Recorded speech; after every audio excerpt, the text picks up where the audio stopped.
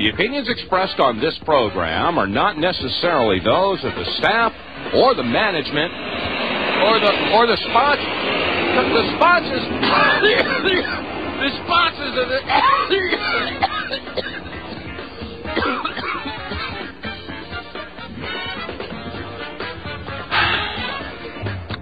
Welcome, ladies and gentlemen, to the Monday edition of the Power Hour. Just a little tongue-in-cheek stuff going on there. Anybody living near an airport can relate to that.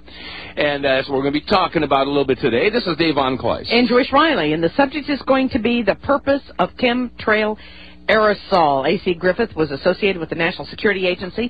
He carried a top-secret clearance, a cryptographic clearance, and in more recent times he was associated with the Central Intelligence Agency operations. He was married to a lady lawyer, judge, and his father-in-law was the Chief Justice of the Supreme Court of Virginia. He is with us today, and we want to say thank you very much, A.C. Griffith, for joining us to talk about the purpose of chemtrail aerosol. Thank you, sir, for joining us on the Power Hour today. Thank you, Joyce. It's indeed a pleasure to be with you today. Well, I must tell you, I think the listeners are going to get more today than they probably imagined, given the fact that you have some information that most people do not have access to, and probably information we would just as soon not know. However, knowledge is power, and we thank you for joining us, and I know that you have listened to the Power Hour in the past and have been very supportive of the activities and providing information to the Power Hour. Let's talk just as much as you want to talk about what your past experience was all about, sir. I spent a couple days making talking points to make a guide map of how to present this to you. It is such a big topic. It's very difficult to know where to grab it to begin. Several years ago, I got a telephone call from Mike Blair at the Spotlight newspaper in Washington, now called the American Free Press. He asked me to help work with him on the story of the white trails coming out of the airplanes. And time has gone by. I guess that was 8 or 9 years ago. We actually got inside the program. We're the only people in the world that actually got inside of that program. When you say you got inside that program, the aerosol program, the chemtrail program, you're talking about information on the inside of this program. I'm talking about actually getting inside the program at Wright-Patterson Air Force Base where it's being managed. Wow. And we actually got into some of the people that were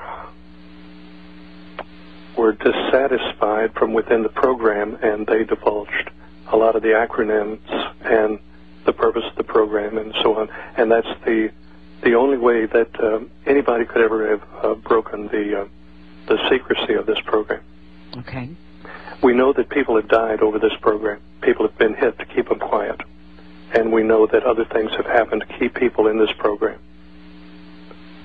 One of the key people that designed the aerosol, the barium salt aerosol, was set up by people in the Reagan administration, and he's now sitting in federal penitentiary. They still go to him to ask him questions, but yet he is in the prison. That is a little unnerving, isn't it? Yes, it is, absolutely. That the man that designed the barium salt aerosol is sitting in a prison. Well, it would sort of make sense. Now, before we go any further, let's just define what you believe to be the aerosol crime issue. I mean, just what is this aerosol that we're discussing? I mean, it comes out of aircraft, we believe, or we know, and that is the basis of a program that is set up to not do good to this country, but probably do harm. Now, I remember we had a couple of people on the program recently. You contacted me after that, and you said, Joyce, some of the information was accurate, some of it was inaccurate. But what we do know is there's something in the skies that should not be there. The white trail's not coming out of the engines. It's coming out of aerosol units on the aircraft. In the very beginning, the early days, the aircraft were flying relatively low, 10,000 feet or below, and they were developing the program. They were mostly contract aircraft, mostly CIA aircraft. Now the program has been expanded, and commercial airliners have been outfitted with aerosol units that are controlled through computer systems and satellites to dispense a barium salt mixture. It's a mixture of barium salt, not coming out of the engine. It's coming out of aerosols. And we have checked on information. We do confirm that the name of the project is Project Cloverleaf in the aircraft industry. It is very secretive. It is the most secretive thing I have ever encountered. People have died over this, talking about it.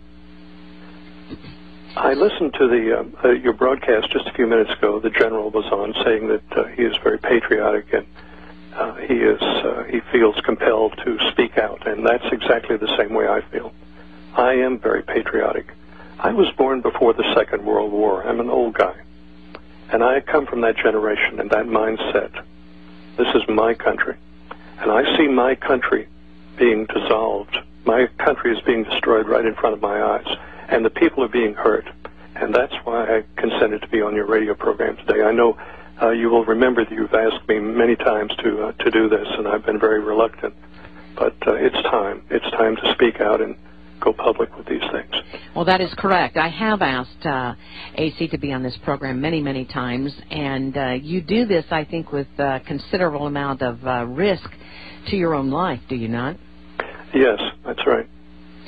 So there are people who have lost their lives, people who are now in prison as a result of divulging this information. Now, you were, as you say, very patriotic. You still are very patriotic, and you were doing this out of patriotism, out of love for your country. As I know you are. That's correct. That's correct. You know, Joyce, I'm in Richmond, Virginia, just a few miles from the spot that Patrick Henry stood in 1775. He was talking to Thomas Jefferson, George Washington, George Wythe, and others in St. John's Church. And they were talking about the oppression coming from England at the time. And he was a little put out at them for not deciding a course. And he concluded his speech to them with, "I know not what course others may choose, but as for me, give me liberty or give me death." And I think we're approaching a time like that. Mm-hmm. Don't you? Oh, absolutely. There's no question in my mind. I talked with you about a discussion I had with a military member who admitted to me, well, first of all, he did not believe that there was such a program. However, he was stationed at one of the bases where I knew some of the operations were taking place on this aerosol clouding or aerosol dispersion or whatever you want to call it.